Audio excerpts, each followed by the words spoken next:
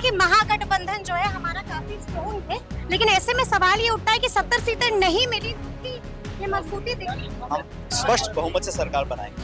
हमारा और मजबूत और जितना हमारे भाजपा के साथी करार पैदा करने की कोशिश करेंगे उतना ही हमारा संगठन मजबूत होगा। हम सदन के सदन के बाहर पक्षी दल है, जवाब मांगेंगे। दुर्भाग्य है कि जवाब मिलते नहीं। नमस्कार, हमारा नाम है समरीन और आपने देखना शुरू कर दिया है लाइव सिटीज। देखिए आज 24 तारीख है और आज बिहार में बहुत कुछ हो रहा है। सुबह से ही आपको लाइव सिटीज दिखा रहा है कि किस तरह से कांग्रेस की CWC की बैठक भी लगातार जारी है और आप ये भी जानते हैं कि आज से ही असदुद्दीन ओवैसी ने भी हुंकार भर दी है और सीमांचल से न्याय यात्रा की भी शुरुआत कर दी है। देखिए आप ये भी जानते हैं कि असदुद्दीन ओवैसी ने क्या कुछ कहा है। देखिए साफ साफ कह दिया है कि हमने मात्र 6 सीटें मांगी थी और ये भी नहीं सुन करके आप लोगों ने दिखा दिया है कि बीजेपी की बी टीम कौन है। और आपको बता दें कि अभी अभी कांग्रेस के दिग्गज नेता सचिन पायलट ने भी प्रेस कॉन्फ्रेंस की और इस पीसी में उनसे सवाल पूछा गया असदुद्दीन ओवैसी को लेकर के और बहुत कुछ बोला है सचिन पायलट ने।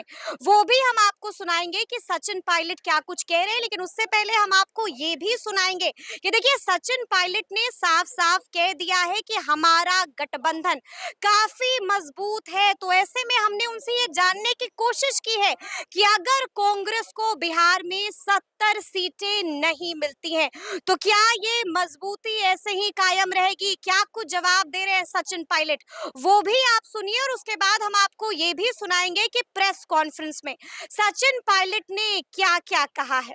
तो बैठक में आप लोगों ने कई तरह के मुद्दों पर बातचीत की, क्या कुछ अहम थोड़ा सारी बातें मैं बता दी आपको, चर्चा हुई, बाकी अभी रेजोल्यूशन पास हो। आपने कहा कि महागठबंधन जो है हमारा काफी स्ट्रॉन्ग है, लेकिन ऐसे में सवाल ये उठता है कि 70 सीटें नहीं मिली तो भी ये मजबूती दिखी। हम स्पष्ट बहुमत से सरकार बनाएंगे। तो बहुत जल्द एक कॉम्प्रिहेंसिव मैनिफेस्टो लेकर आएंगे। लेकिन इतना बता सकता हूं आपको कि देश में मुझे लगता है सबसे ज्यादा अगर शिक्षित बेरोजगार हैं तो बिहार के लोग पलायन करते हैं, बिहार के लोग मेहनती लोग हैं, पूरे देश में जाकर मेहनत करके मजबूत करते हैं और खुद अपने गृह राज्य में वो रोजगार से वंचित रह जाए, पेपर चोरी हो, नौकरियां मिले ना। मैं समझता हूँ ये बहुत दिन चलने वाला नहीं। जब शासन परिवर्तन होगा, हमारी सरकार बनेगी तो निश्चित रूप से युवाओं को पहली प्राथमिकता मिलेगी। सर आप बता रहे हैं कि जो डिमांड कर रहे हैं वो सारा सरकार मानते जा रही है, करते जा रही है, तो जो वर्तमान में जीएसटी में संशोधन हुआ है, जो स्लैब आया है, क्या वो अब अधिक है, बेसिक में है, आप मानते हैं?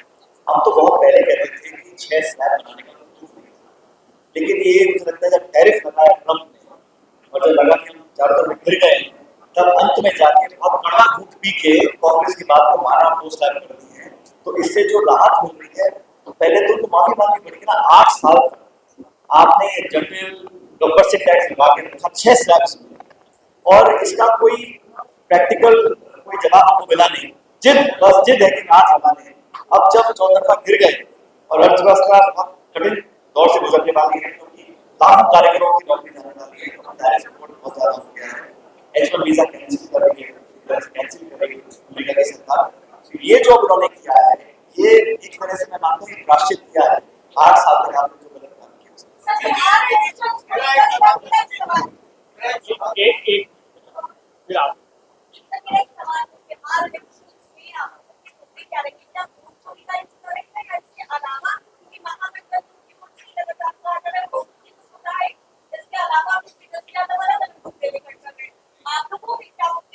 जो मुद्दे हैं जनता के वोटों में गड़बड़ी जनता का मुद्दा है, बेरोजगारी क्या क्या वो बंद करना है? हम जवाब नहीं पूछेंगे, निश्चित रूप से पूछेंगे। आपने चीनी उद्योग को, लघु उद्योग को, कोई बड़ा निवेश करना है, कोई बड़ा उद्योग बनाना हो, कोई बहुत बड़े पैमाने पर नौकरी मिले, ये सब जनता के मुद्दे हैं। तो चुनाव लड़ने के सारे मुद्दों पर स्थानीय मुद्दे और ये वोट चुनने का मुद्दा है। वोट अगर कट नहीं है तो अगला इम्पैक्ट कहाँ पड़ेगा? वो गरीब व्यक्ति जो है, पिछड़ा दलित आदिवासी जो भी, उस व्यक्ति के जो आवंटन होता है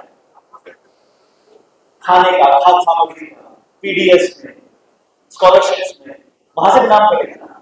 अगर आप इसका नाम काट रहे हैं तो उसको कई तरफ से चौतरफा घेरा जाएगा, वोट का अधिकार एक शुरू हो गया, लेकिन आने वाले समय में उसको अगर राशन खरीदना है, पीडीएस का जोड़ना है, आवास आवंटन कराना है, बिजली कनेक्शन लेना है, स्कॉलरशिप लेनी है, जो भी इसको सुविधा लेनी है, वो सीधा प्रहार होगा उसके पक्ष में होगा। ये सारे मुद्दे ध्यान में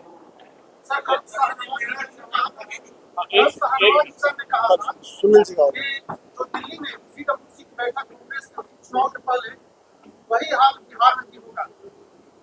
मतलब राजद को खत्म करना चाहते हैं डायरेक्ट फाइट।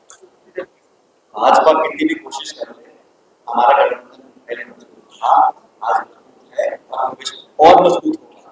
और जितना हमारे भाजपा के साथी दरार पैदा करने की कोशिश करेंगे, उतना ही हमारा मनोबल संकल्प मजबूत होगा कि हमारे को एक दूसरे की पॉलिटिकल भविष्य की चिंता नहीं, बिहार के लोगों की भविष्य की चिंता है।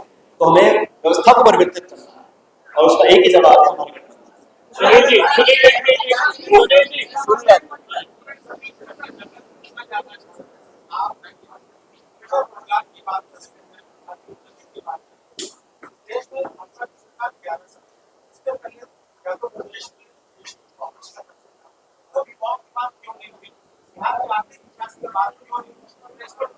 हम इतिहास में जाएंगे तो आजादी के बाद क्या हुआ, कितना योगदान भाजपा का रहा, कितना कांग्रेस का रहा, जनता के सामने।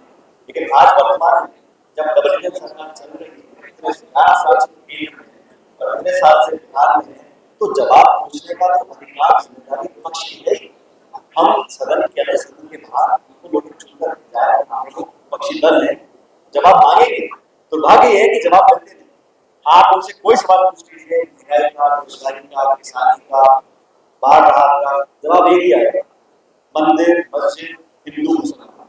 वहां तक पूरी चर्चा को सीमित करना चाहिए। और मुझे लगता है कि ये देश के भविष्य के लिए, प्रदेश के भविष्य के लिए नकारात्मक सोच का परिचय है। हम लोगों को सकारात्मक पॉजिटिव एजेंडा रखना चाहिए और चाहिए तो ये केंद्र और राज्य सरकार दोनों अपने अपने कार्यकाल का शुरू जारी करें। हमने क्या वादा किया था, कितना डिलीवर किया। 2 करोड़ रोजगार की बात की भाजपा ने प्रति वर्ष, 15 लाख रुपए खाते की बात की थी, किसान की आमदनी दुगनी की बात की थी, invest India, global India, fit India, स्वच्छ इंडिया, कितने नारे दिए थे, उनमें कितनी प्रोग्रेस हुई है, वो एक श्वेत पत्र अगर जारी करें, सच्चाई सामने आ जाएगी। हम पटना में बैठे बिहार की चर्चा करेंगे। हिमाचल में असदुद्दीन ओवैसी है, उन्होंने कहा कि हम 6 सीटें मांग रहे थे इंडिया अलायंस में, लेकिन वहां पे वो सीटें नहीं मिली। अब वो अलग लड़ेंगे और वोटों का बिखराव कम कर देना है, और ऐसे में कौन बीजेपी की बी टीम के रूप में काम कर रहा है, उनका इशारा आप लोगों की तरफ। देखिए, मैं इसमें नहीं पढ़ना चाहता हूँ कि किस नेता ने क्या किया। मैं सिर्फ इतना कहना चाहता हूँ कि मजहब, धर्म, जाति और प्रांतीय बातों को छोड़कर पूरे राज्य की बात करें।